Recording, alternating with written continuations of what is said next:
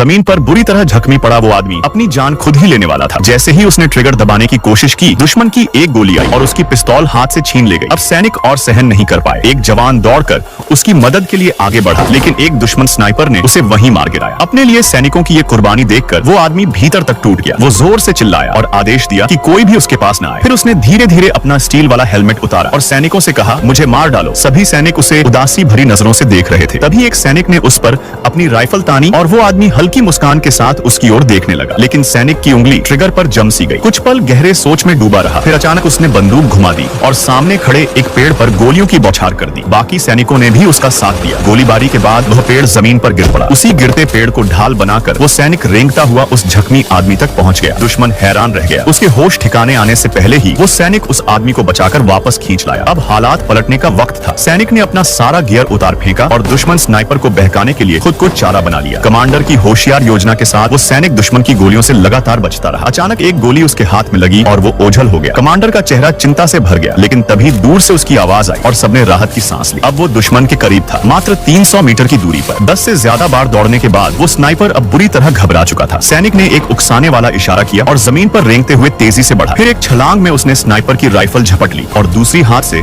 अपनी पिस्तौल निकालकर स्नाइपर को तुरंत ढेर कर दिया। उधर बाकी स्पेशल फोर्सेस ने भी जबरदस्त पलटवार किया। दुश्मन भाड़े के सैनिक एक के बाद एक खत्म कर दिए गए। अब सिर्फ दुश्मन का कमांडर बचा था। सैनिक ने उसका पीछा किया, लेकिन आधे रास्ते पर उसे महसूस हुआ शायद उसने किसी बारूदी सुरंग पर कदम रख दिया है। उसने सावधानी से जमीन को हटाया। चेहरा पसीने से भीगा हुआ था। एक छोटी सी चूक जान ले सकती थी। करीब 30 सेंटीमीटर गहरा गड्ढा खोदने के बाद उसने पूरी ताकत से छलांग लगाई। एक जोरदार धमाका हुआ, सीन कट गया और सैनिक जमीन पर बेहोश गिर पड़ा। कमांडर बार बार उसका नाम पुकार रहा था। तभी सैनिक की एक खांसी सुनाई दी और सबके दिल को सुकून मिला। इसके बाद सैनिक फिर दौड़ पड़ा पूरे 10 किलोमीटर तक और आखिरकार अपराधी को उस वक्त पकड़ा जब वो भागने ही वाला था।